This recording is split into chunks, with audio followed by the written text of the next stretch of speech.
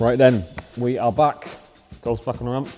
Last time she was on, managed to get the middle part of the sill, the sort of weird cutouts. Got all that welded and repaired.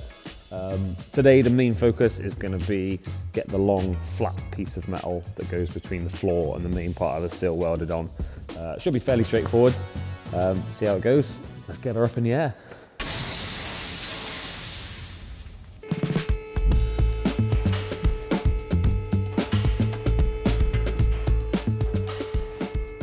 Up in the air, you can see where the new panel is going to go. So this is the corner of the floor, and this is the middle section of the sill that we repaired last time. And then what we got to go in that gap is this new panel. So this is a replacement panel managed to find online. Surprisingly, really, I didn't think you'd be able to get this sort of thing. Now the main dealers have stopped making them, but this one's available. I'll put the link in the description below. I've primed the inside, ready to go in, and then this one just fits in the gap. Just like that, lines up lovely. So we're going to get that one welded in. Better go and get the welder.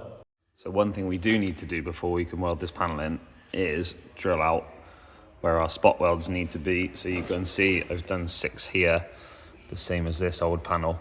And then going around the outside, the old panel gives a pretty good idea of where the spot welds were before, but I can put as many spot welds in as I want. So I'll probably put them every inch or so, just so it's attached in nice and strong.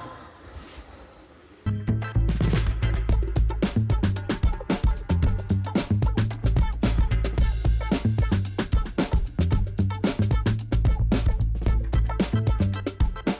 then I just need to test fit the piece back into here. And you can see now where I need to put my last spot weld. And then the spot weld holes for this one and this one are just left over from where I drilled the old spot welds out. I might put another one just here, give it a little bit of extra strength. And I've got one left to go in there. So now we got all the spot weld holes punched out of this new panel. We can do the same to the car. So each one of these tabs, I'm going to clean the paint off and then put a spot weld hole right in the middle of each one, which then when this one goes in, it'll be welded along this edge here.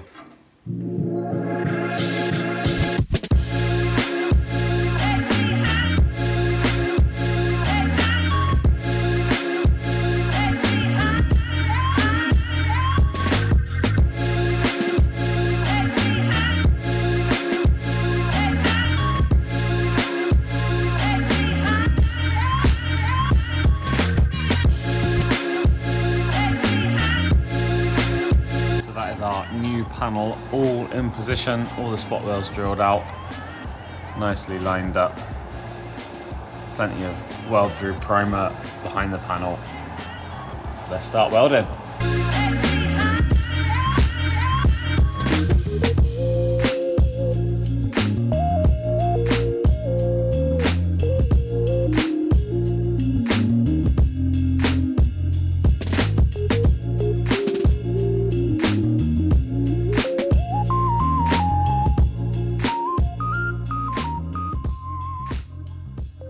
Quite an exciting stage now, almost looking like a car again. So I've test fit this outer sill, tacked it on in these couple of spots here, just so I know where it's going to end up, get the angle right, and so I know how much metal I'm going to use. That also gives me a chance to do a nice clean cut just along here, so I know that the two pieces are going to fit perfectly next to each other when I come to butt weld it. Going to do the same thing along here, so I'm going to tack this one back. Made a mark here where I roughly want my cut to be. I'll follow that all the way along. And that means I can cut both panels at the same time, meaning that the lines will be perfectly with each other. And for a minute, I've just placed the wing back on so I can line up this bit and I can line up this bit, so make sure they're in the same place. And in the end, I've made a little cut here. So I'm going to cut this down there, across here, and then along. Because this part I'm not going to use, but this end bit of the old sill was rusted away. So I'm just going to replace that. Luckily, all of this is quite strong, so I don't really want to replace what I don't need to. So that's all going to stay.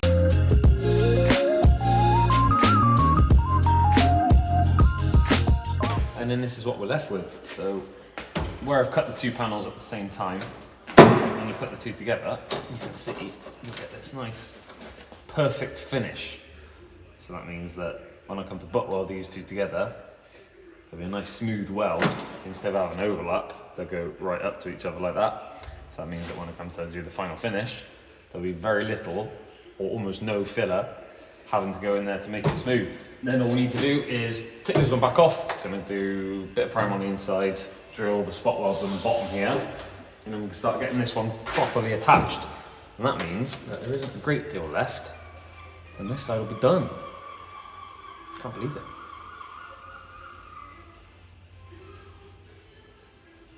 One more thing we do need to sort before welding the outer sill back on is this end cap. So that would normally be welded on just there. I took this one off because it's gone quite rusty at the bottom and the side. It's gone quite thin.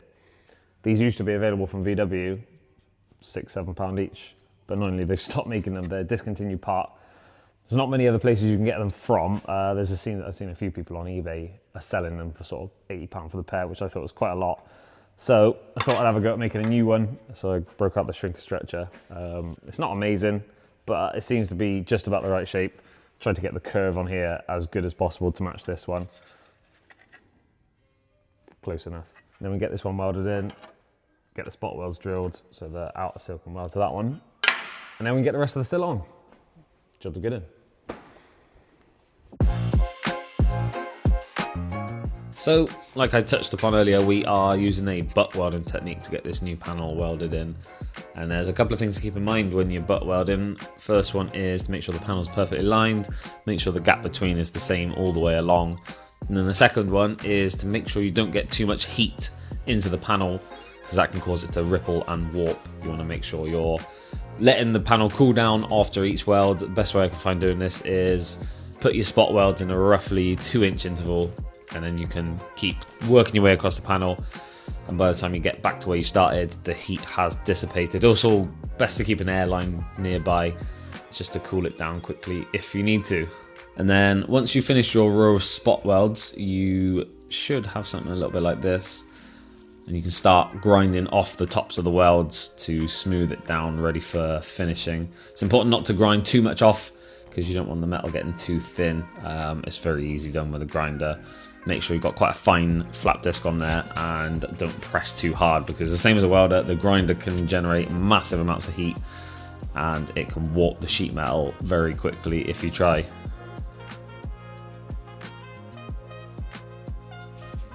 So just putting on the end cap that I made earlier with a couple of spot welds here.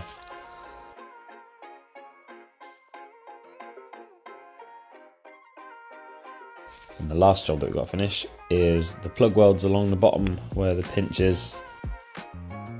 Important to make sure there's plenty of weld through primer between the two pieces, and that when you go to weld them together, you get them nice and close. Use a C-clamp or some mole grips or something to make sure the two bits are touching before you weld them on. And then I also like to use a small mill bit in the drill just to remove some of the paint from inside the hole where the spot weld is going to go, just to make sure there's good contact to make sure it welds nice and flat.